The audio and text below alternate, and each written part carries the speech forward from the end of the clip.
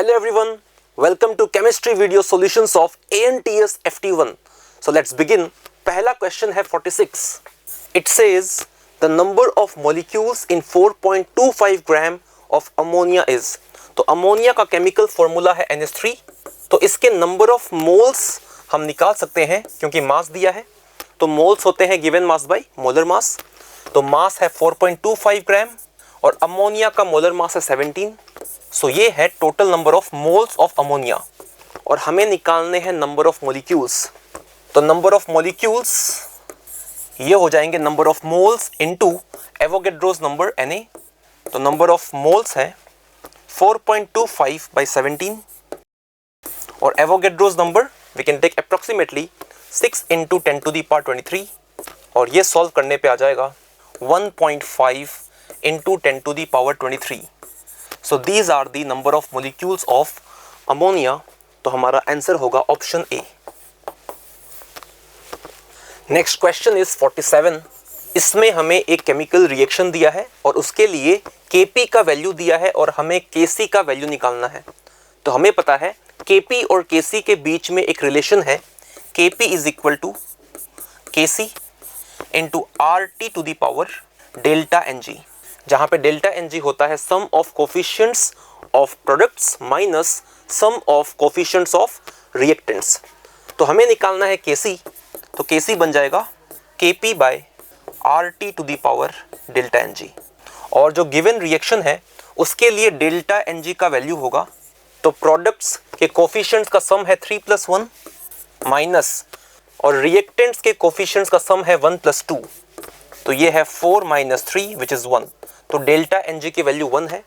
तो अगर हम यहाँ पुट करें तो ये बन जाएगा Kc is equal to Kp की वैल्यू क्वेश्चन में दी है 0.05 डिवाइडेड बाय RT. तो R और टेम्परेचर क्वेश्चन में दिया है 1000 to the power delta Ng जिसकी वैल्यू है 1. तो ये बन गया आपका 5 into 10 to the power -5 divided by R. तो ये है Kc. तो हमारा आंसर हो जाएगा option C. Next question is 48. It says the first ionization potential of sodium, magnesium, aluminium and silicon are in the order. तो हमें थर्ड पीरियड के एलिमेंट्स दिए हैं और हमें इनका आयनाइजेशन पोटेंशियल का ऑर्डर लिखना है. तो एलिमेंट्स हैं सोडियम, मैग्नीशियम, एल्यूमिनियम, सिलिकॉन. तो जब हम एक पीरियड में लेफ्ट से राइट जाते हैं तो जनरल ट्रेंड ये है कि आयनाइजेशन एनर्जी की वैल्यू इंक्रीज करती है.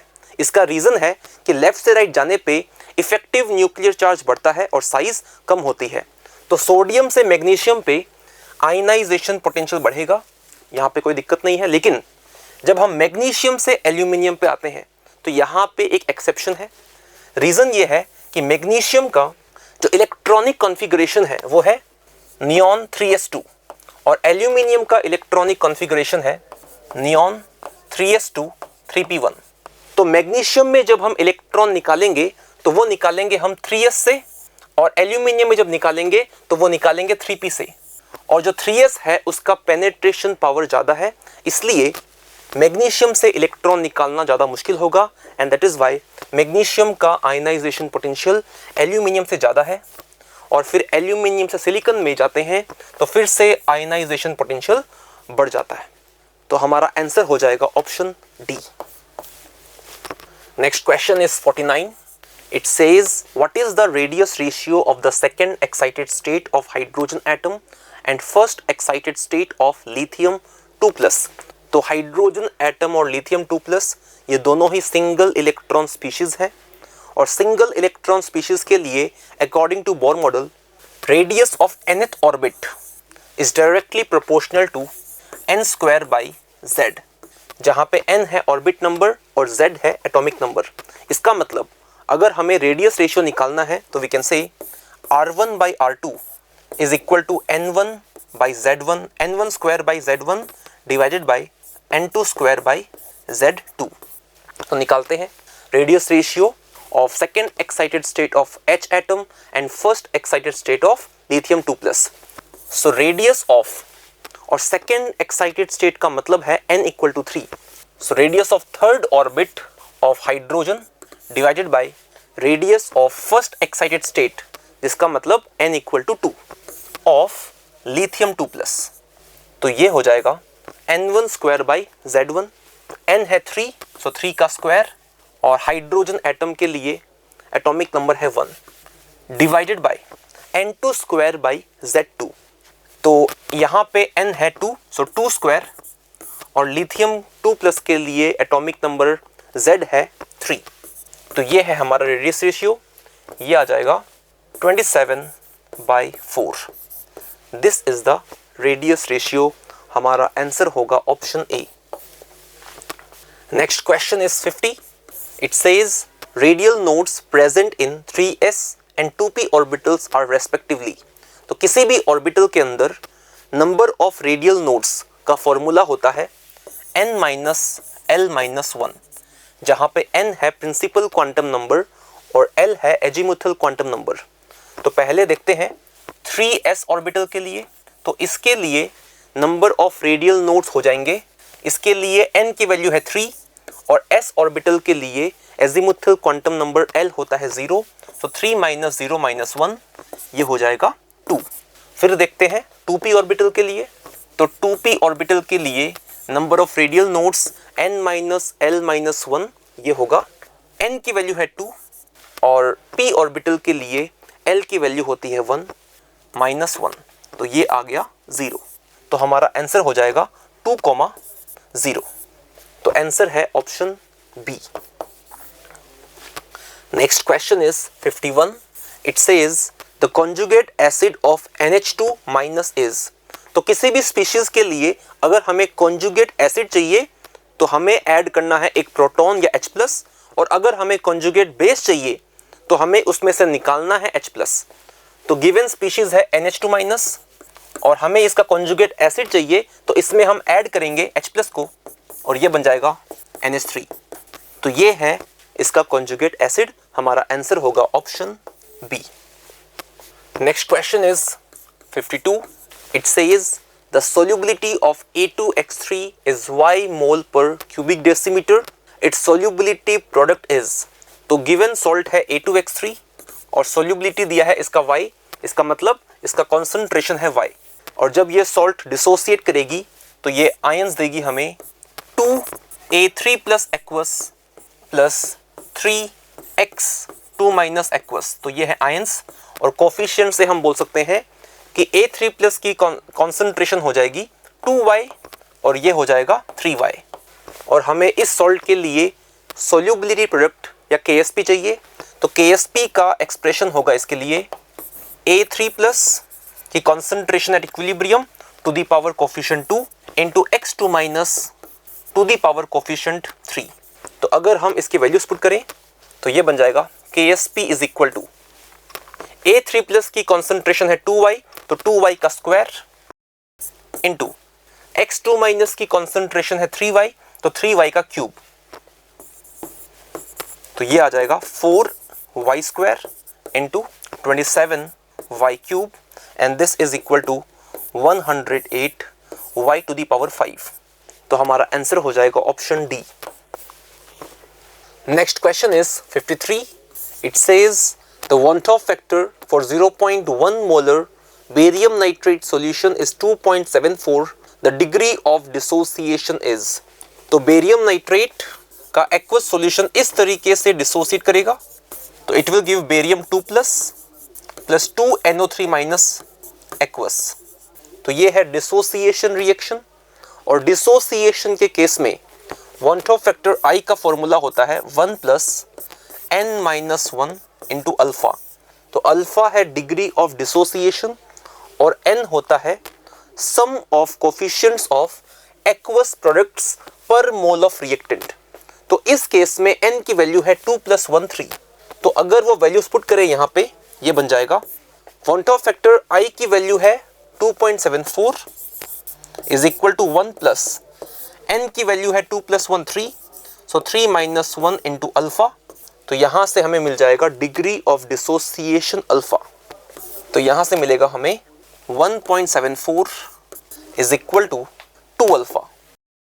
सो यहाँ से मिलेगा हमें alpha is equal to 1.74/2 which is equal to 0.87 ये है डिग्री ऑफ डिसोसिएशन, तो परसेंटेज में ये हो जाएगा 87%। Alpha into 100 which is percentage degree of dissociation. तो हमारा आंसर होगा option B. Next question is 54।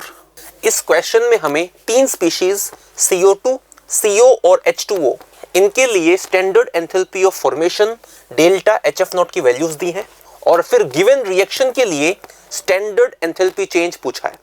तो किसी भी रिएक्शन के लिए standard enthalpy change delta H0 ये होता है summation of delta HF0 of products minus summation of delta HF0 of reactants.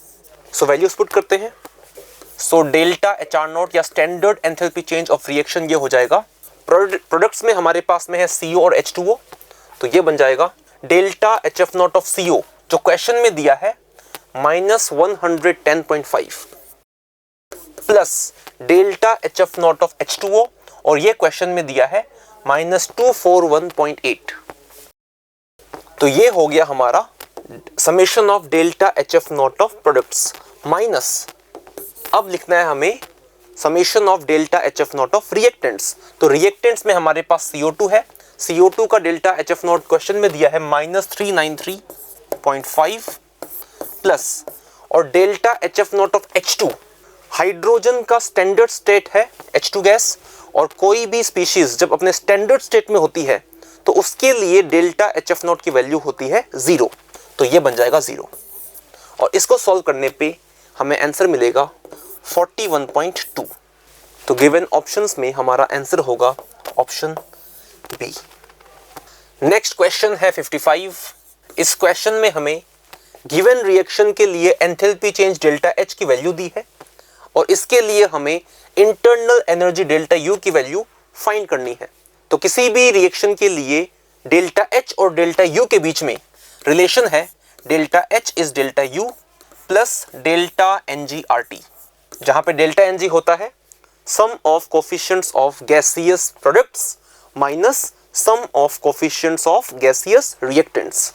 So delta U यहां से मिलेगा हमें delta H minus delta NG/RT और गिवन रिएक्शन के लिए डेल्टा NG की वैल्यू है sum of coefficients of products में सिर्फ अमोनिया है, इसकी वैल्यू है 2 minus sum of coefficients of gaseous reactants, तो 1 + 3, तो ये है -2।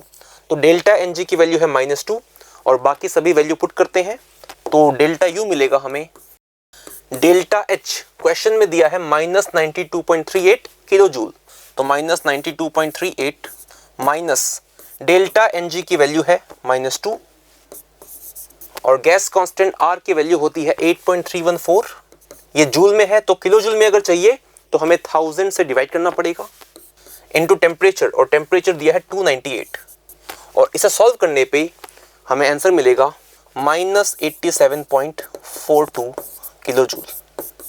तो गिवन ऑप्शंस में हमारा आंसर होगा option B. Next question is 56। It says the increase in internal energy of the system is 100 joule when 300 joule of heat is supplied to it. What is the amount of work done by the system? तो हमें increase in internal energy system के लिए ये दिया है 100 joule, तो delta U is 100 joule और heat supplied to the system ये दिया है 300 joule. So heat supplied Q is equal to 300 joule और हमें देखना है amount of work done by the system. तो फर्स्ट लॉ ऑफ थर्मोडायनामिक्स, इससे हमें एक फॉर्मूला मिलता है delta U is equal to Q plus W। तो वर्क डन यहाँ से आएगा डेल्टा U माइनस Q। अगर हम वैल्यूज पुट करें तो डेल्टा U है 100 और माइनस Q है 300, ये आ गया -200 जूल। तो वर्क डन की वैल्यू है -200 जूल और नेगेटिव साइन का मतलब है कि सिस्टम ने काम किया है, तो हम ये बोलेंगे कि work done by the system is 200 joule. तो हमारा आंसर होगा ऑप्शन बी +200 जूल, क्योंकि क्वेश्चन में पूछा है work done by the system, so B is the answer. Next question is 57। ये कोऑर्डिनेशन कंपाउंड्स चैप्टर का क्वेश्चन है। इसमें पूछा है the complex used as an anti cancer agent is. तो ये हमें याद रखना है, एंटी कैंसर एजेंट के लिए जो कॉम्प्लेक्स यूज करते हैं वो है सिस्प्लेटिन। तो इसमें सेंट्रल एटम होता है प्लेटिनम 2+, और ये एक स्क्वायर प्लेनर कॉम्प्लेक्स है। इसका स्ट्रक्चर है 2 Cl- लिगेंड है इसके अंदर और 2 अमोनिया लिगेंड है। So this is cisplatin. तो गिवन ऑप्शंस में हमारा आंसर होगा option B, sis PtCl2NH3 whole twice. B is the answer. Next question is 58. It says standard reduction electrode potentials of 3 metals A, B and C are plus 0.5 volt, minus 3.0 volt and minus 1.2 volt respectively. The reducing power of these metals are. तो हमें एक चीज पता होती है कि किसी भी मेटल के लिए SRP जितना कम हो या जितना ज़्यादा नेगेटिव हो, मतलब कि उसके ऑक्सीडाइज होने की टेंडेंसी उतनी ही ज़्यादा होगी। SRP जितना कम, उस मेटल के ऑक्सीडाइज होने की टेंडेंसी उतनी ज़्यादा होगी, और क्योंकि वो ऑक्सीडाइज हो रहा है तो उसका रिड्यूसिंग पावर भी ज़्यादा होगा। इसका मतलब SRP जितना कम, reducing power of the metal उतना ही ज़्यादा होगा। सो वी कैन सी कि सबसे ज़्यादा नेगेटिव SRP है B का, विच इज़ माइनस 3.0 वोल्ट। इसका मतलब सबसे ज़्यादा रिड्यूसिंग पावर होगा B का। उसके बाद में C के लिए है माइनस 1.2 वोल्ट। सो B के बाद में आएगा C और फिर आएगा A। This is the decreasing order of reducing power. तो गिवन ऑप्शंस में हमारा आंसर होगा ऑप्शन ए। नेक्स्ट क्वेश्चन है 59। It says 1 ampere of current is passed for 9650 seconds through molten AlCl3. What is the weight in grams of aluminium deposited at cathode? So aluminium के deposition की half reaction होगी aluminium 3+, ये aluminium 3+ आएगा AlCl3 से plus 3 electron, और ये deposit होगा aluminium at the cathode। और हमें देखना है कि aluminium का कितना मास डिपॉजिट होगा।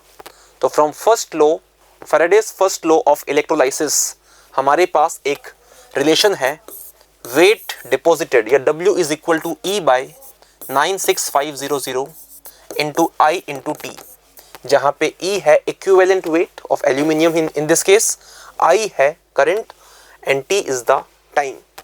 तो अगर हम वैल्यूज पुट करें तो W इज इक्वल टू, और इक्विवेलेंट वेट होता है मोलर मास या molecular weight by valency factor, और एल्यूमिनियम का वैलेंसी फैक्टर है 3, सो m/3 divided by 96500 into current, current है 1 एम्पियर और टाइम है 9650 सेकेंड्स, और एल्यूमिनियम का एटॉमिक वेट दिया है 27, तो ये बन जाएगा 27/3 डिवाइडेड बाय 96500 इंटू 1 इंटू 9650, तो ये इस तरीके से कैंसिल होगा। तो यहाँ से मिलेगा हमें W is equal to 27/3 which is 9 divided by 10. This is 0.9 grams. तो हमारा आंसर हो जाएगा ऑप्शन ए। नेक्स्ट क्वेश्चन है 60। इस क्वेश्चन में हमें 2 डिफरेंट टेम्परेचर्स पे रेट कांस्टेंट की वैल्यू दी है और हमें एक्टिवेशन एनर्जी EA की वैल्यू फाइंड करनी है। तो सॉल्व करते हैं। तो पहला टेम्परेचर है 50 डिग्री सेल्सियस, इसे मान लेते हैं T1। तो T1 है 50 डिग्री सेल्सियस, केल्विन में ये बन जाएगा 323 केल्विन, और T1 टेम्परेचर पे रेट कांस्टेंट K1, इसकी वैल्यू दी है 1.5 इंटू 10⁷। फिर जो दूसरा टेम्परेचर दिया है वो है T2 which is 100 degree Celsius, kelvin में ये है 373 केल्विन, और रेट कांस्टेंट K2 दिया है 4.5 इंटू 10⁷। तो हमें एक रिलेशन पता है, log of K2 by K1 is equal to EA upon 2.303 R 1 by T1 minus 1 by T2। So this relation comes from Arrhenius equation। तो अगर हम यहाँ पे वैल्यूज पुट करें, ये बन जाएगा log ऑफ K2 है 4.5 इंटू 10⁷ डिवाइडेड बाई K1 है 1.5 into 10⁷। This is equal to EA जो हमें फाइंड करना है बाई 2.303, और R की वैल्यू होती है 8.314 इन SI। 1 बाई T1 है 323 माइनस 1 बाई T2, और T2 है 373। तो इसे हमें सॉल्व करना है। तो यहाँ पे वी कैन सी ये 10 टू दी पावर 7 कैंसिल हो जाएगा एंड 1.5 और 4.5 ये बन जाएगा 3। तो इसे हम फर्दर सॉल्व करने पे अप्रॉक्सीमेटली ये एक्टिवेशन एनर्जी की वैल्यू आती है 2.2 into 10 to the power 4 joule per mole. तो ये हो जाएगा हमारा फाइनल आंसर। तो ये है ऑप्शन सी। तो सी हमारा आंसर हो जाएगा। Next question is 61। It says a first order reaction is 50% completed in 30 minutes at 27 degrees Celsius. Its rate constant is। तो फर्स्ट ऑर्डर रिएक्शन के लिए हाफ लाइफ दिया है 50% कंप्लीशन का मतलब हाफ लाइफ, इसकी वैल्यू दी है 30 मिनट्स। और फर्स्ट ऑर्डर रिएक्शन के लिए हमें पता है हाफ लाइफ का फॉर्मूला होता है ln2/k। तो t हाफ हमें पता है और रेट कांस्टेंट k हमें फाइंड करना है। तो यहां से मिलेगा हमें k is equal to ln2/t half. ln2 की वैल्यू है 0.693 और हाफ लाइफ दिया है 30 मिनट्स। तो ये आ जाएगा 0.0231 minute minus 1 which is equal to 2.31 into 10 to the power minus 2। तो हमारा आंसर हो जाएगा option A. Next question is 62। It says predict which is the strongest ligand from the stability constant hypothetical values given below। तो इस question में हमें different complexes के लिए स्टेबिलिटी कांस्टेंट की हाइपोथेटिकल वैल्यूज दी है और हमें देखना है कि स्ट्रॉन्गेस्ट लिगेंड कौन सा है। तो हमें पता है कि स्टेबिलिटी कांस्टेंट के इसकी वैल्यू जितनी ज़्यादा होगी स्टेबिलिटी ऑफ कॉम्प्लेक्स भी उतनी ही ज़्यादा होगी। सो गिवन ऑप्शंस में वी कैन सी कि सबसे ज़्यादा स्टेबिलिटी कांस्टेंट k की वैल्यू है फॉर ऑप्शन सी। इसका मतलब hypothetically from the given values हम ये बोलेंगे कि सबसे ज़्यादा स्टेबल कॉम्प्लेक्स है ऑप्शन सी में CuCN4 और हम ये बोल सकते हैं कि स्ट्रॉन्गेस्ट लिगेंड कौन सा होगा Cn-। तो हमारा आंसर हो जाएगा option C. Next question is 63। It says the correct order of the increasing ionic radii among the following isoelectronic species is। तो isoelectronic species का मतलब ऐसे species जिनके पास नंबर ऑफ इलेक्ट्रॉन्स बराबर हों। तो इनमें आयनिक रेडियाई कंपेयर करने का तरीका ये होता है कि जिसमें पॉजिटिव चार्ज ज़्यादा होगा या जैसे जैसे पॉजिटिव चार्ज बढ़ेगा वैसे वैसे उसकी आयनिक रेडियस या आयनिक साइज कम हो जाएगी। तो इसके हिसाब से गिवन ऑप्शंस में हमारा आंसर हो जाएगा ऑप्शन डी। सबसे ज़्यादा पॉजिटिव चार्ज कैल्शियम में है, कैल्शियम 2+ में, तो इसकी साइज सबसे छोटी होगी। उसके बाद में K+, फिर Cl- और सबसे ज़्यादा नेगेटिव चार्ज है S2- में, तो इसकी आयनिक साइज सबसे ज़्यादा होगी। D is the answer. Next question is 64। It says a 500 gram toothpaste contains 0.2 gram fluorine. The concentration of fluorine in terms of ppm is. तो ppm या पार्ट्स पर मिलियन में कंसंट्रेशन निकालने का फॉर्मूला है mass of solute by total mass into 1 million या 10 to the power 6। तो हमें निकालना है concentration of fluorine in terms of ppm। तो फ्लोरीन का मास है 0.2 ग्राम, टोटल मास दिया है 500 gram into 10 to the power 6 and this is equal to 400। तो concentration of fluorine is 400 ppm। हमारा आंसर होगा option C. Next question is 65। It says a salt gives violet vapours when treated with concentrated H2SO4। It contains, और options में हमें 4 anions दिए हैं। ये एक प्रैक्टिकल केमिस्ट्री का क्वेश्चन है। तो ऑप्शन ए Cl- जब ये कंसंट्रेटेड H2SO4 से रिएक्ट करता है तो इट गिव्स HCl गैस, और ये एक कलरलेस गैस है, तो ये हमारा आंसर नहीं होगा। ऑप्शन बी में दिया है Br- आयन या ब्रोमाइड आयन जब कॉन्सेंट्रेटेड H2SO4 से रिएक्ट करता है तो इट गिव्स Br2 गैस, जो कि एक रेडिश ब्राउन कलर्ड गैस है, तो ये भी हमारा आंसर नहीं होगा। I- जब रिएक्ट करेगा तो it will get oxidise to I2, और ये है वायलेट वेपर्स, तो हमारा आंसर हो जाएगा ऑप्शन सी I-। और ऑप्शन डी में दिया है नाइट्रेट आयन, और नाइट्रेट आयन जब रिएक्ट करता है कॉन्सेंट्रेटेड H2SO4 से तो eventually it releases NO2 gas, और नाइट्रोजन डाइऑक्साइड ये भी है, रेडिश ब्राउन गैस, तो ये भी आंसर नहीं है। आंसर है option C I-। Next question is 66। It says which of the following cation is correctly matched according to the color given in flame test। तो इस क्वेश्चन के लिए हमें फ्लेम टेस्ट के कलर्स याद होने चाहिए। ऑप्शन ए में दिया है कॉपर 2+ और कॉपर 2+ का फ्लेम टेस्ट में कलर आता है ग्रीन विथ ब्लू सेंटर, और ऑप्शन ए में दिया है वायलेट, इसका मतलब ए हमारा आंसर नहीं होगा। ऑप्शन बी में है कैल्शियम 2+ और कैल्शियम 2+ का कलर सही दिया है विच इज ब्रिक रेड, इसका मतलब ऑप्शन बी ही हमारा आंसर होगा। ऑप्शन सी में दिया है बेरियम 2+ और बेरियम 2+ का कलर आता है एप्पल ग्रीन, और यहाँ दिया है गोल्डन येलो, तो ये इनकरेक्ट है। और ऑप्शन डी में स्ट्रोंशियम 2+ आयन, इसका कलर होता है क्रिम्सन रेड, और यहाँ दिया है ग्रीन, तो ये भी इनकरेक्ट है। हमारा आंसर होगा option B calcium 2+ brick red colour. Next question is 67। It says the number of SS bonds in sulfur trioxide trimer S3O9 is। तो S3O9 का स्ट्रक्चर होता है, so this is the structure S3O9। तो इसके अंदर we can clearly see कि कोई भी SS बॉन्ड है ही नहीं, इसका मतलब हमारा आंसर होगा option D 0। Next question is 68। It says the correct order of stability is. तो ऑप्शंस में हमें कार्बन फैमिली के फ्लोराइड्स दिए हैं इन +2 ऑक्सीडेशन स्टेट। तो कार्बन फैमिली है carbon, silicon, germanium, tin and lead, और जो फ्लोराइड्स दिए हैं +2 वाले हैं, और कार्बन फैमिली के कॉमन ऑक्सीडेशन स्टेट्स हैं +2 एंड +4। इसका मतलब +2 है लोअर ऑक्सीडेशन स्टेट, और इनर्ट पेयर इफेक्ट के हिसाब से the stability of lower oxidation state increases down the group, stability बढ़ेगी। इसका मतलब PbF2 is more stable than SnF2 and it is more stable than GeF2। तो हमारा आंसर हो जाएगा from inert pair effect option D.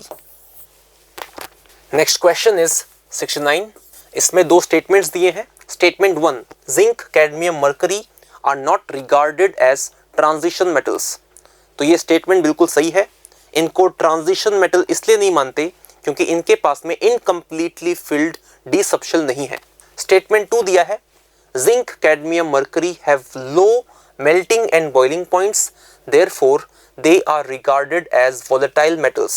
ये statement भी correct है क्योंकि इन मेटल्स के पास में अनपेयर्ड इलेक्ट्रॉन्स नहीं है, तो इनकी मेटालिक बॉन्डिंग काफी वीक है, जिसकी वजह से they have low melting and boiling points.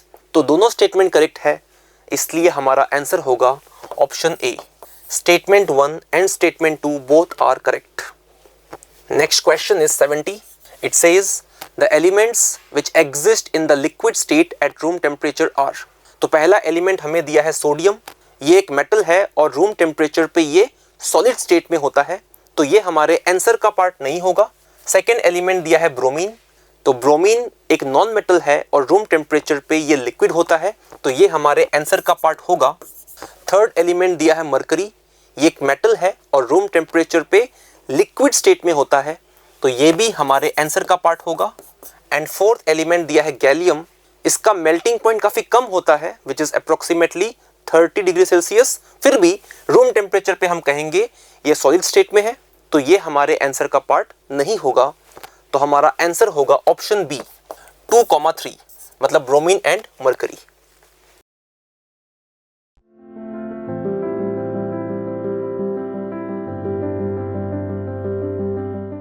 Hello everyone, welcome to the discussion of FT1 Organic Chemistry part. I am your Organic Guruji Yuddhajit sir. Let's start with question number 71. देखो इसमें क्या बोला है हमें, हमारे पास है एल्कोहल साइक्लोहेक्सानॉल, इसका reaction दिया है H2SO4 हाई टेम्परेचर। तो हमें पता है ये डिहाइड्रेशन ऑफ एल्कोहल है। सिंपल OH हटा के हमें कार्बोकेटायन बनाना है और उसके बाद दोनों कार्बन सेम है, हाइपर कॉन्जुगेशन, तो साइक्लोहेक्सीन जो बनेगा दिस इज आवर ए। अब इसके साथ बोला है कोल्ड KMnO4, तो आप लोग जानते हो it is nothing but bears reagent, तो इससे सिन हाइड्रोक्सिलेशन होता है।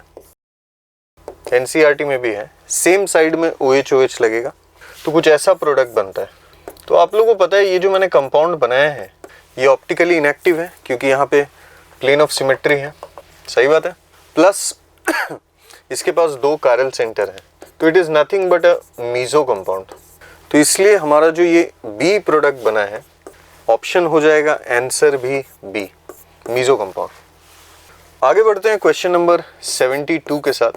72 में हमारे पास एक ABCD प्रॉब्लम है, जिसमें हमारे पास पहले है प्रोपानॉल, अब इसके साथ रिएक्शन दिया है PBr3 का।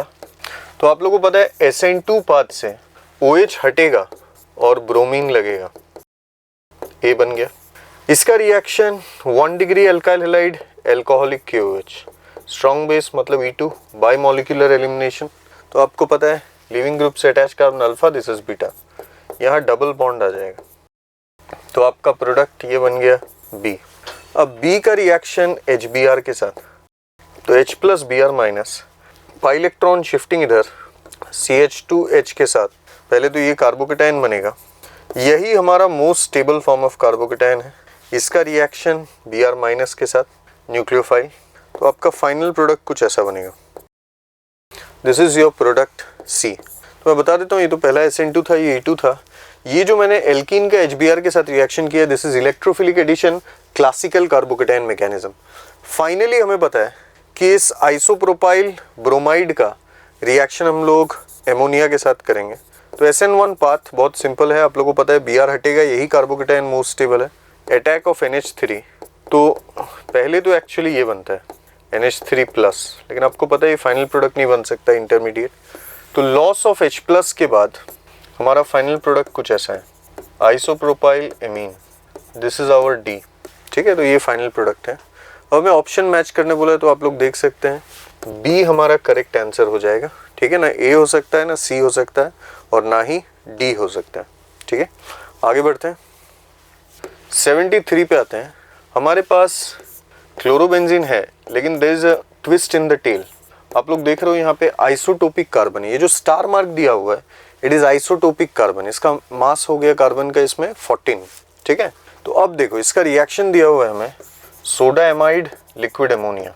तो ये रिएक्शन सब लोग जानते हैं, इसमें एलिमिनेशन एडिशन मैकेनिज्म फॉलो होता है बेंजाइन इंटरमीडिएट के थ्रू। तो यहाँ पे देखो सबसे पहले तो स्ट्रॉन्ग बेस है, इसके कंडीशंस भी बहुत ड्रास्टिक होते हैं। तो H प्लस ट्रैप होना, कार्बन आयन रिवर्ट किया, लिविंग ग्रुप को निकाल दिया, तो हमारा बेंजाइन बन चुका है।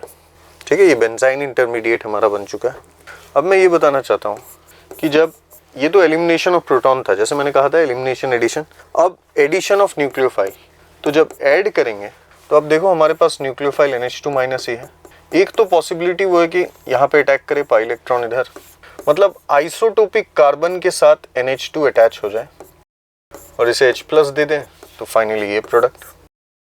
ठीक है, लेकिन एक और पॉसिबिलिटी है। नेक्स्ट पॉसिबिलिटी ये है कि न्यूक्लियोफाइल NH2 माइनस का अटैक इस कार्बन से हो जाए, पाई इलेक्ट्रॉन इधर, H प्लस के साथ अटैक, तो फाइनली ये भी न्यूट्रल हो जाएगा। ठीक है, तो ये दोनों प्रोडक्ट्स की पॉसिबिलिटी आती है, आइसोटोपिक कार्बन से भी NH2 का अटैचमेंट, और ऐसा भी हो सकता है कि आइसोटोपिक से अटैच ना हो, और दोनों 1:1 रेशियो मतलब 50% ईच बनते हैं। ठीक है, तो इसलिए इसका जो सही आंसर हो जाएगा इट इज B। अब आते हैं हम लोग नेक्स्ट 74 पे। यहाँ पे हमें बोला है कि प्रोडक्ट A और B क्या बनेगा। तो we have the reactant that is styrene, benzene के साथ इथीन ग्रुप को अगर आप अटैच करेंगे तो सबसे पहले Br2CCl4, एल्कीन के साथ Br2CCl4 मतलब एंटी एडिशन। ठीक है, ये आप लोगों ने पढ़ा ही होगा। Electrophilic addition, non classical carbocation mechanism, तो नॉन क्लासिकल पाथ से गया है ये। अब इसके बाद रिएक्शन हम लोग करेंगे NaNH2 लिक्विड एमोनिया। तो देखिए यार यहाँ पे क्या क्या होगा, स्ट्रॉन्ग बेस है तो E2 पाथ तो होगा। ठीक है, तो मैं क्या बोलना चाहता हूँ इसको समझाने के लिए, मतलब मैं इसको ऐसे भी लिख सकता हूँ PHCBr H और यहाँ पे H और यहाँ पे Br, तो 1 मोल HBr 2 मोल HBr, क्योंकि NaNH2 is a very strong base, तो दोनों निकल जाएंगे। तो पहले तो एल्काइन बनता है, ठीक है, पहले तो यही बनता है, लेकिन उसके बाद आपको पता है NaNH2 के साथ एसिड बेस रिएक्शन से ये सॉल्ट के फॉर्म में आ सकता है, तो ये पॉसिबिलिटी तो है। ठीक है, तो दोनों में से जो ऑप्शन में दिया रहेगा, या तो पहला वाला या तो दूसरा वाला, हम दोनों में से वो पॉसिबिलिटी देख लेंगे। जैसे आप ऑप्शन बी और सी में देख सकते हो, दोनों पॉसिबिलिटी दिया हुआ है, ठीक है। तो हम लोग ए मान के चलेंगे, या तो इसको या तो इसको, ठीक है, क्लियर है। मतलब अभी कभी कभार वो लोग रिएक्शन यहाँ पे रोक देते हैं, कभी कभार यहाँ तक पहुँच जाते हैं, ठीक है।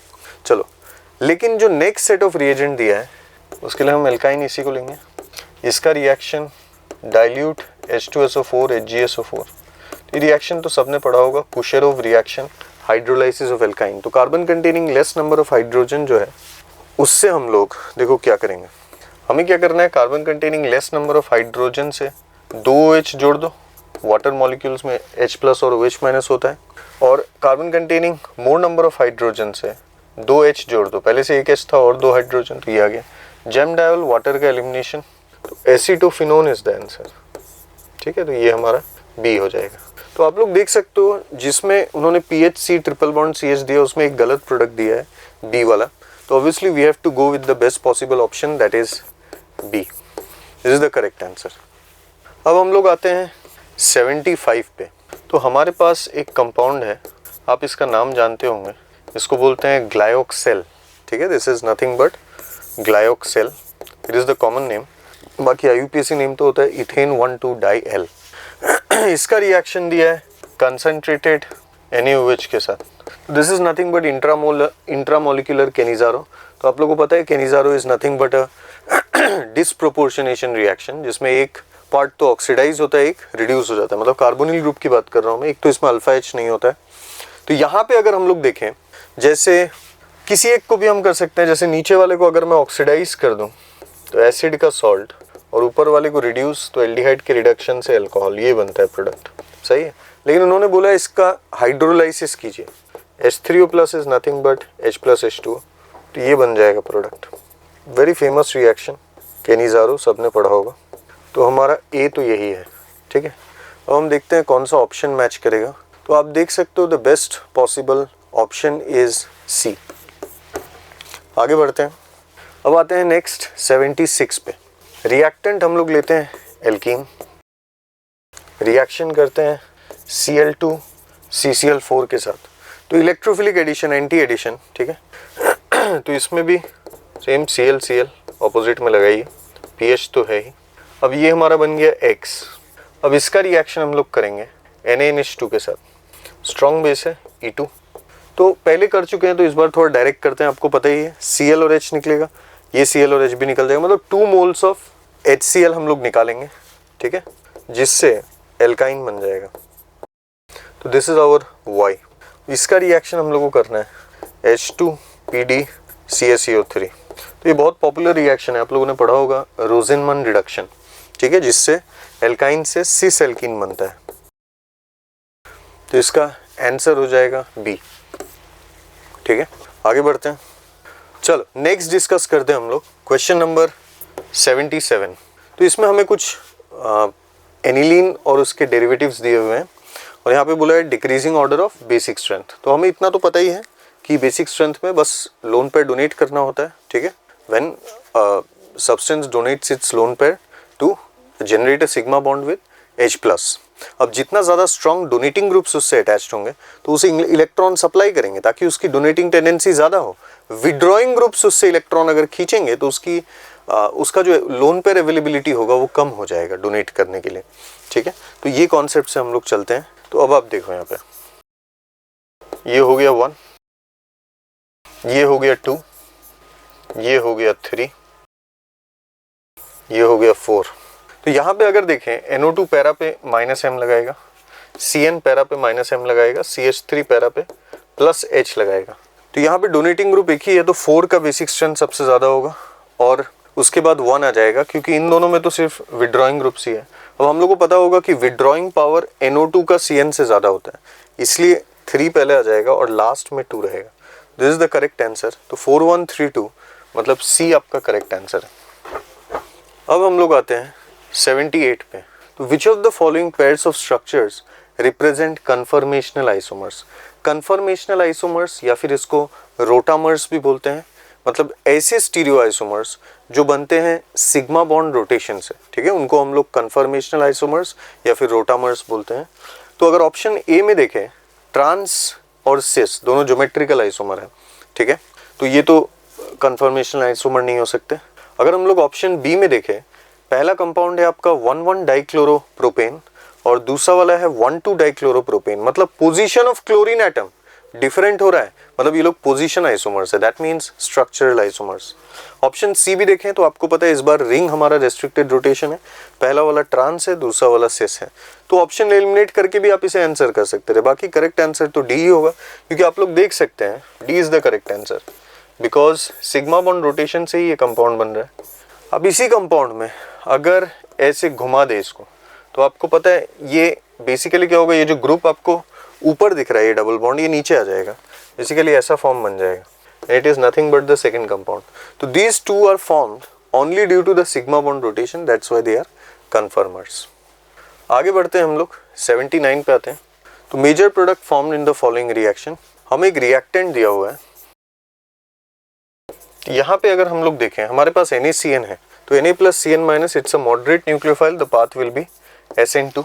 बट ये क्वेश्चन देखने में बहुत बल्कि कंपाउंड दे दिया रिएक्टेंट, लेकिन है बहुत इजी क्वेश्चन, ठीक है। कैसे हम लोग बोल सकते हैं, क्योंकि हमें पता है कि यहाँ पे लोन पेयर और बेंजीन के बीच में रेजोनेंस होगा, तो यहाँ पे पार्शियल डबल बॉन्ड कैरेक्टर। यहाँ भी अगर देखें लोन पेयर और डबल बॉन्ड के बीच में पार्शियल डबल बॉन्ड कैरेक्टर, तो ये दोनों तो निकल ही नहीं सकते, ठीक है। ये पार्शियल डबल बॉन्ड कैरेक्टर क्या है, रेजोनेंस की वजह से जो आपको सिंगल बॉन्ड दिख रहा है वो डबल में कन्वर्ट हो जाएगा, lone pair single bond double bond, तो इनको निकालना मुश्किल ही नहीं, फिर बहुत दिक्कत हो जाता है, ठीक है, क्लियर है। मतलब नामुमकिन तो नहीं बोलना चाहिए, ऐसा कि नहीं है, ऐसा रिएक्शन तो नहीं, मतलब ऐसे रिएक्शंस भी है जहाँ पे पीडीसी भी टूटता है, ठीक है, क्लियर है। तो वो डायलॉग मारना कि मुश्किल नहीं नामुमकिन है, तो वो यहाँ पे वैलिड नहीं होगा, लेकिन but the point is it's very very difficult. SN2 तो नहीं करा सकते हम लोग, ठीक है। अब जहाँ तक बात है इसकी, तो Cl निकलेगा और CN लग जाएगा बैक साइड अटैक, तो आयोडीन ब्रोमीन तो वैसे ही है डबल, यहाँ पे Cn लग जाएगा, ये हमारा प्रोडक्ट है, ठीक है। बस Cl को हटाएंगे क्योंकि वहाँ पीडीसी का कोई सीन नहीं है, आराम से सब्स्टिट्यूशन हो जाएगा, SN2 इज द पाथ। तो हम लोग करेक्ट आंसर देखते हैं, ब्रोमीन आयोडीन सेम रहना चाहिए, यहाँ पे Cn आ गया, यहाँ पे Cn आ गया, 3 बिल्कुल सही है, आयोडीन अपने जगह ब्रोमीन अपने जगह, लेकिन Cl को Cn ने रिप्लेस कर दिया, 3 C option, C is the correct answer. बाकी 4 भी देखो बहुत बड़ा मजाक है, क्योंकि तुम लोग देख रहे हो कि Cn ने ब्रोमीन को रिप्लेस कर लिया, जो नहीं हो सकता है, ठीक है। आगे बढ़ते हैं। अब हम लोग आते हैं क्वेश्चन नंबर 80 पे। Give the IUPAC of the compound, ठीक है, या फिर IUPAC नेम भी बोल सकते थे। चलो अब इसका IUPAC नेम देखेंगे। तो हमारे पास कंपाउंड ये है। तो देखो भाई लोग, IUPAC के लिए तुम्हें पता है कि प्रायोरिटी टेबल हमें याद रहना चाहिए। तो आप लोगों को पता होगा कि अल्कोहल और साइनाइड में साइनाइड प्रायोरिटी टेबल में ऊपर रहता है, ठीक है, क्लियर है। साइनाइड आइसोसाइनाइड आता है, ठीक है, क्लियर है। तो अल्कोहल उसके कंपेरेटिवली नीचे ही रहता है, ठीक है। अमाइड साइनाइड आइसोसाइनाइड, उसके बाद aldehyde ketone alcohol thiol amine, ये आता है, ठीक है, क्लियर है। तो हमें पता है कि अल्कोहल नीचे है प्रायोरिटी टेबल में साइनाइड के, तो साइनाइड हमारा क्या करेगा, पैरेंट चेन फॉर्म करेगा, और OH ग्रुप क्या हो जाएगा, सब्स्टिट्यूएंट। तो यहाँ पे अगर देखें, you have to start from this carbon itself to सबसे लंबा पैरेंट चेन, ऊपर जाओ या नीचे बात तो एक ही है, 3 कार्बन का पैरेंट चेन। तो 2 पे हमारे पास अब जो अल्कोहल हो गया हमारा सब्स्टिट्यूएंट बन चुका है, क्योंकि जंगल में एक ही शेर होता है, ठीक है, क्लियर है। वैसे ही यहाँ भी पैरेंट चेन में भाई एक फंक्शनल ग्रुप को यूज कर लिया तो दूसरा ऑटोमेटिकली सब्स्टिट्यूएंट बन जाएगा। तो यहाँ पे देखेंगे अगर मिथाइल इसका नाम होता है, हम लोग जानते ही हैं। OH ग्रुप आपको पता है कि अगर अल्कोहल को एज ए सब्स्टिट्यूएंट ले तो हाइड्रोक्सी होता है, तो अल्फाबेटिकली छोटा तो हाइड्रोक्सी है, तो it will be 2 hydroxy 2 methyl propane 1 nitrile या नाइट्राइल, ये हो जाएगा 2 hydroxy 2 methyl propane nitrile. C is the correct answer, ठीक है। चलो आगे बढ़ते हैं। अब आते हैं 81 पे। तो 81 में देखो भाई लोग, एक ईस्टर ग्रुप है हमारे पास और कीटोन है हमारे पास, ठीक है। अब मैं तुम्हें बता देता हूँ LiLH4 में कोई दिक्कत नहीं है, तुम्हें बस इतना जानना था इस क्वेश्चन में, ईस्टर कीटोन दोनों को रिड्यूस करेगा LiLH4, लेकिन NaBH4 यार जो है वो सिलेक्टिव हो जाता है, ठीक है। NaBH4 रिड्यूस करता है सिर्फ एल्डिहाइड को, कीटोन को, एसिड हैलाइड को, और कुछ बुक्स में दिया रहता है इमीन्स को भी रिड्यूस कर देते हैं, ठीक है। तो यहाँ पे ईस्टर तो रिड्यूस नहीं होगा NaBH4 से, कीटोन भले ही हो जाए। तो अब हम लोग रिजल्ट देखते हैं। तो सबसे पहले तो LiLH4 का देखते हैं। तो LiLH4 तो दोनों को रिड्यूस कर देगा, इधर भी आप HH लगाइए और नीचे वाला तो अल्कोहल में कन्वर्ट होगा। तो पहले तो एल्डिहाइड बन जाएगा ये अल्कोहल, और यहाँ पे क्योंकि ये बॉन्ड टूट गया तो ये OH कार्बन के साथ, तो यहाँ पे फर्दर एल्डिहाइड रिड्यूस हो जाएगा, तो ये हमारा प्रोडक्ट, तो दिस इज आवर B। और अगर हम लोग NaBH4 के साथ बात करें, ईस्टर एज इट इज रहेगा, कीटोन अल्कोहल में कन्वर्ट हो जाएगा, ठीक है, ये हमारा A है। तो देखो ऑप्शन एलिमिनेट करके भी तुम कर सकते थे, कैसे गलत गलत ऑप्शन है, जैसे B in both cases, A in both cases, ऐसा है ही नहीं, हमें पता है दोनों के लिए डिफरेंट रिजल्ट्स हैं, जो हमारा ऑप्शन A है, आप देख सकते हो A बिल्कुल वही बना है, B बिल्कुल वही बना है, OH जिस कार्बन से अटैच्ड है, फिर 2 कार्बन, तीसरे कार्बन में OH, फिर कार्बन OH, ठीक है, बिल्कुल सही। तो हमारा करेक्ट आंसर हो जाएगा A। अब हम लोग आते हैं 82 पे, कंसिडर द रिएक्शन। ये हमें रिएक्शन दिया हुआ है, एल्डिहाइड का हाइड्राजीन के साथ रिएक्शन, आप लोगों को पता है इससे हाइड्राजोन बनता है, तो what sort of a reaction is it. तो मैं आपको पहले मैकेनिज्म करके बताता हूँ, फिर बताता हूँ इसका नाम क्या है, तो आपको समझ में आ जाएगा। ध्यान से देखना, इस रिएक्शन में पहले हाइड्राजीन अटैक करता है। अब इसमें क्या हुआ, मैं स्टेप वाइज आपको बता रहा हूँ। न्यूक्लियोफाइल ने अप्रोच किया, तो ये हो गया न्यूक्लियोफिलिक एडिशन, न्यूक्लियोफिलिक एडिशन, और यहाँ पे लॉस ऑफ H+, जिससे O- ने H+ ट्रैप कर लिया OH, N एक H बचा है और NH2। और फाइनल स्टेप में obviously high temperature driven reaction होता है, वाटर का एलिमिनेशन, जिससे ये प्रोडक्ट बन जाता है जो उन्होंने बनाया हुआ है। बट इस पार्ट में हो क्या रहा है, एलिमिनेशन ऑफ वाटर, तो हम क्या देख सकते हैं, this is nucleophilic addition elimination, ठीक है। तो इसका जो सही आंसर होगा it is B। Question number 83, the glycosidic linkage involved in linking the glucose units in amylose part of starches. तो आप लोगों को पता ही होगा इसमें जो आंसर होता है, क्योंकि आपको पता है स्टार्च में 2 पार्ट होते हैं, एमाइलोज और एमाइलोपेक्टिन, ठीक है। तो एमाइलोज वाले पार्ट में सिर्फ और सिर्फ 1,4 लिंकेज होता है, अल्फा 1,4 अल्फा ग्लाइकोसाइडिक लिंकेज, ठीक है। तो हमारा बहुत ही थियोरेटिकल क्वेश्चन है, सिंपल, तो करेक्ट आंसर आप लोगों को पता है कि इसमें B बॉम्बे हो जाएगा, ठीक है। तो 1,4 अल्फा लिंकेज होता है, ये सबने पढ़ा होगा मेरे हिसाब से, अल्फा डी ग्लूकोज का। चलो आगे बढ़ते हैं हम लोग, 84 पे आते हैं। Which one of the following does not give iodoform, ठीक है। तो आप लोगों को पता है कि आयोडोफॉर्म टेस्ट जिसको हम लोग बोलते हैं, उसमें हमें ऑब्वियसली मिथाइल कीटो ग्रुप चाहिए होता है। अगर मिथाइल कीटो ग्रुप है, जैसे रिएक्शन ये होता है, बहुत फेमस रिएक्शन है और आपके एग्जाम में मल्टीपल टाइम्स आ चुका है, ये मिथाइल कीटो, ठीक है। ये अगर है, आप अगर I2NaOH से रिएक्शन करते हो तो आपने पढ़ा होगा कि यहाँ पे ये सॉल्ट बनता है और ये होता है आयोडोफॉर्म। तो ये तभी पॉसिबल है अगर हमारे पास मिथाइल कीटो है, ठीक है। ये जो CH3 आता है, इस CH3 की वजह से आता है, ठीक है, पूरा मैकेनिज्म से हमें पता चल जाता है। तो चलो अब हमें चेक करना था बस, ठीक है, 84 के लिए। तो हम लोग थोड़ा सा चेक करते हैं, मिथाइल कीटो किसके पास नहीं है ये हमें बताना है। तो अगर देखेंगे ऑप्शन A में तो है ही, ठीक है, ऑप्शन B हमारा करेक्ट आंसर है। क्यों, ऑप्शन B में अगर तुम देखोगे CH3OH को अगर तुमने ऑक्सीडाइज भी कर दिया तो ज़्यादा से ज़्यादा ये क्या बनाएगा, फॉर्मल्डिहाइड। क्या हमारे पास मिथाइल कीटो है, नहीं है, तो यही हमारा करेक्ट आंसर है। क्योंकि बाकी सब में तुम्हें ऐसा लग सकता है सर ठीक है A में तो एसिटोफिनोन मुझे दिख रहा है मिथाइल कीटो, बाकी अब C और D में कैसे बोल सकते हैं, कोई प्रॉब्लम नहीं है भाई। हमारे पास ऑप्शन C में इथानॉल है, इथानॉल को ऑक्सीडाइज कीजिए, I2NaOH इसे ऑक्सीडाइज कर देता है तो एसिटल्डिहाइड, तो है कि नहीं मिथाइल कीटो, ठीक है, क्लियर है। तो यहाँ पे मिथाइल कीटो नहीं मतलब मिथाइल कार्बोनिल है, ठीक है, तो वही एक ही बात है, ठीक है। यहाँ पे अगर इसका I2NaOH से रिएक्शन करेंगे तो फॉर्मिक एसिड का सॉल्ट और आयोडोफॉर्म बन जाता है। तो वैसे ही अगर हम लोग देखें आइसोप्रोपाइल अल्कोहल, तो यहाँ भी कहानी वही होगी, ऑक्सीडाइज हो जाएगा जिससे मिथाइल कीटो हमारे पास वापस से आ जाएगा, ठीक है। तो इसलिए B ही हमारा आंसर है, वो तो नहीं दे सकता आयोडोफॉर्म टेस्ट। अब आते हैं 85 पे। तो in Lucas test an alcohol reacts immediately and gives insoluble chloride, the alcohol is. Lucas test आप लोगों ने पढ़ा ही होगा, ठीक है। तो इसमें अल्कोहल का reaction Lucas reagent HCl ZnCl2 से कराते हैं तो हमें टर्बिडिटी मिलता है, इसलिए दैट इज इनसॉल्युबल क्लोराइड, ठीक है।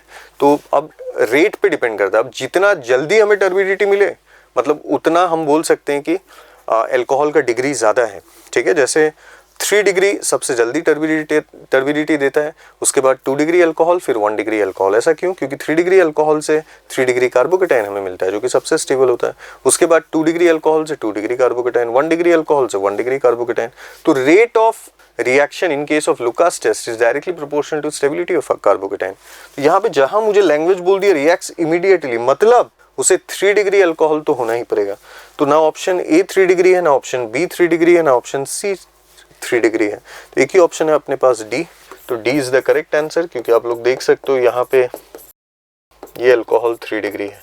प्लस मैं आपको बता देता हूँ ड्यूरेशन भी, जैसे 3 degree alcohol takes seconds to give turbidity, वैसे ही 2 degree alcohol takes minutes and 1 degree alcohol takes hours, घंटे लग जाते हैं। चलो आगे बढ़ते हैं हम लोग 86 पे आते हैं। हमारे पास है फिनॉल, इसका रिएक्शन हम लोग करेंगे बेंजोइल हैलाइड के साथ बेस के प्रेजेंस में। तो एडिशन एलिमिनेशन, ये ऐड होगा, इसको निकाल देगा। तो लॉस ऑफ H+ से ये हमारा प्रोडक्ट है, ठीक है। बेंजीन के साथ ऑक्सीजन, ऑक्सीजन कार्बोनिल के साथ और कार्बोनिल बेंजीन के साथ, ये हमारा X बन चुका है। अब हम इसका नाइट्रेशन कराएंगे। जब हम लोग नाइट्रेशन कराते हैं तो हमें पता है ये नाइट्रेटिंग मिक्सचर होता है, इससे NO2+ इलेक्ट्रोफाइल जनरेट होता है। अब कहाँ पे अटैक करेंगे? अब बेंजीन के साथ ये ऑक्सीजन अटैच्ड है, तो ये ऑक्सीजन बेंजीन पे क्या लगा रहा है? +M, तो ये एक्टिवेटिंग ग्रुप है। वैसे ये कार्बोनिल बेंजीन पे क्या लगा रहा है? -M, that is deactivating group है। तो ये बेंजीन हमारा एक्टिवेट हो रहा है। तो ये ग्रुप कैसा है? एक्टिवेटिंग ग्रुप है, तो ऑर्थो पैरा डायरेक्टिंग है। इसके ऑर्थो और पैरा में हम लोग इलेक्ट्रोफाइल को लगा सकते हैं, लेकिन ऑब्वियसली अगर मेजर प्रोडक्ट की बात है तो हम लोग पैरा पे ही लगाएंगे, क्योंकि there is no scope of H bonding, ठीक है। तो एक इलेक्ट्रोफिलिक एरोमेटिक सब्स्टिट्यूशन का रिएक्शन मतलब क्वेश्चन बन गया। तो यहाँ पे इसका आंसर कुछ ऐसा होगा, ऑक्सीजन कार्बोनिल बेंजीन और पैरा पे NO2। तो X था, ये हमारा Y है। तो आप लोग देख सकते हो ऑक्सीजन वाले पैरा पे हमें NO2 लगाना होगा, ऑक्सीजन वाले पैरा पे NO2 जो है हमारा करेक्ट आंसर है A, ठीक है। एक और ऑप्शन था C, NO2 लगा था लेकिन ये कार्बोनिल वाले पार्ट में लगा है, तो वो करेक्ट आंसर नहीं होगा। हमें ऑक्सीजन वाले पार्ट के पैरा पे NO2 लगाना है, ठीक है। चलो आगे बढ़ते हैं 87 पे आते हैं। हमारे पास है फिनॉल और हमने इसका रिएक्शन दिया है क्लोरोफॉर्म और KOH के साथ। तो ये रिएक्शन और कुछ नहीं, आप लोगों ने पढ़ा ही है, राइमर टाइमन, ठीक है। तो ऑर्थो और पैरा प्रोडक्ट्स बन सकते हैं। तो जैसे ऑप्शन के हिसाब से मैंने देख लिया है कि यहाँ पे हमें ऑर्थो ही बनाना है, तो सैलिसिल्डिहाइड बनता है इससे, ये आप लोगों ने पढ़ा होगा। इसके साथ दे दिया है 50% KOH। तो ये आप लोगों को पता होगा कि आगे भी देखा है हमने, मतलब पहले भी देखा है ये, ठीक है, इसी पेपर में। अल्फा H हमारे पास नहीं है, तो ऑब्वियसली ये रिएक्शन कैनिजारो ही है। तो एक इसका ऑक्सीडाइज प्रोडक्ट और एक रिड्यूस प्रोडक्ट। तो जैसे OH तो अपना वैसे ही रहेगा, लेकिन एक ऑक्सीडाइज प्रोडक्ट और एक रिड्यूस प्रोडक्ट, ये हमारा प्रोडक्ट हो गया। तो यहाँ पे अगर हम लोग देखें, हमारा जो सही आंसर होगा इट इज B, ठीक है, this is the correct answer. आगे बढ़ते हैं। Which of the following are the starting materials for Grignard synthesis of tertiary butanol, ठीक है। टर्शरी ब्यूटानॉल ये होता है, ये हमें बनाना है, ठीक है। अब इसको कैसे बनाएंगे? तो ये ऑप्शन में दिख रहा है, यही हमारा करेक्ट आंसर है, क्योंकि हमारे पास ग्रिग्नार्ड रिएजेंट है और हमारे पास कीटोन है। तो न्यूक्लियोफिलिक एडिशन से तो CH3C CH3 CH3O-, फाइनली इसे H+ दे दो, तो हमारा आंसर A हो जाएगा। तो आप बोल सकते हो टर्शरी में मैंने डायरेक्ट इसी को पिक क्यों किया और बाकी टेंशन क्यों नहीं ले रहा हूँ? उसका रीज़न क्या है कि आपने पढ़ा होगा ग्रिग्नार्ड जब फॉर्मेल्डिहाइड के साथ रिएक्शन करता है तो 1 डिग्री अल्कोहल देता है। Any aldehyde except formaldehyde reaction with Grignard gives us 2 degree alcohol. Any ketone reaction with Grignard gives us 3 degree alcohol. So the point is कि बाकी ऑप्शन बी में अगर देखोगे तुम बोल सकते हो सर यहाँ भी तो कीटोन है, लेकिन आप देख सकते हो टर्शरी ब्यूटानॉल में हमें कार्बन कितना चाहिए? 1 2 3 4, और यहाँ पे तुम देख सकते हो कि कार्बन 1 2 3 4 5, तो नॉर्मली आप देख सकते हो तो बन ही नहीं सकता। आप अटैक करके भी देखोगे तो ये टर्शरी ब्यूटानॉल नहीं बनेगा, ठीक है, कार्बन नंबर 1 बढ़ जाएगा, तो कोई पॉसिबिलिटी नहीं है। सी और डी तो हो ही नहीं सकता क्योंकि अल्कोहल है, अल्कोहल के पास एसिडिक एच है। ग्रिग्नार्ड एसिडिक एच देखते ही जेरिविटिनॉफ एसिड बेस्ड रिएक्शन लगाता है, तो उससे एल्केन बनता है, ना कि हमें अल्कोहल मिलेगा, ठीक है। तो इसलिए हमारा सही आंसर जो होगा इस क्वेश्चन के लिए दैट इज ए। अब हम लोग आते हैं, हमारे पास रिएक्टेंट है एनिलीन और हमें इसका रिएक्शन दिया है NaNO2HCl, ठीक है, 0 डिग्री सेल्सियस में। तो हमें पता है इससे डाइजोनियम सॉल्ट का फॉर्मेशन होता है या डाइजोनियम आयन भी बोल सकते हैं आप। तो अगर Cl- के साथ लिखे तो सॉल्ट ही बोलते हैं हम इसे। ए बन गया हमारा। विस्का रिएक्शन CuCN के साथ सबने पढ़ा होगा ये, ठीक है। सेंडमेयर रिएक्शन, तो आपको पता है बस न्यूक्लियोफाइल CN- को हमें ऐड करना है, N2 को निकाल देना है, तो इससे बेंजोनाइट्राइल बन जाता है विच इज B, ठीक है। तो this is the product B। तो अब बेंजोनाइट्राइल देखो A ऑप्शन में है, तो ये हमारा करेक्ट आंसर है। विच of the following reactions convert acetone into hydrocarbon having same number of carbon atoms. Carbon atom हमें सेम रखना है, तो आंसर बहुत सिंपल है, वोल्फ किश्नर रिएक्शन या फिर रिडक्शन। हमारे पास अगर एसीटोन है और वोल्फ किश्नर रिएक्शन या रिडक्शन में हम यूज़ करते हैं हाइड्राजीन बेसिक मीडियम जिसमें सॉल्वेंट ग्लाइकॉल होता है, बस ऑक्सीजन हटा के हाइड्रोजन लगा दो, ये हमारा प्रोडक्ट है। तो हाइड्रोकार्बन बोला है, बाकी हॉफमैन रिएक्शन में ऐसा नहीं होता है। आप लोगों को पता है हॉफमैन ब्रोमाइड के लिए रिएक्टेंट ही हमें अमाइड चाहिए, यहाँ पे तो हमारे पास कीटोन या एल्डिहाइड रहता है। और ग्रिग्नार्ड रिएक्शन से अगर आप ग्रिग्नार्ड का रिएक्शन कीटोन के साथ करोगे तो आपको हाइड्रोकार्बन नहीं एल्कोहल मिलेगा। रिडक्शन विद LiLH4 सेम आपको एल्कोहल मिलेगा, इसलिए this is the correct answer which is A। तो with this we complete the discussion of this FT1। मेरे हिसाब से पेपर आपको ठीक ही लगा होगा, नीट स्टैंडर्ड का ही है, कोई बहुत क्वेश्चंस डिफिकल्ट नहीं थे, बस आपको जल्दी सॉल्व करने थे। आगे भी अभी बहुत पेपर्स बाकी हैं, अगर आपने अच्छा किया है तो भी मेहनत कीजिए, और अगर थोड़ा सा मार्क्स कम भी आ रहा है इससे तो भी आप ज़्यादा मेहनत करते रहिए, जितना हो सके रिवाइज करते रहिए। Thank you.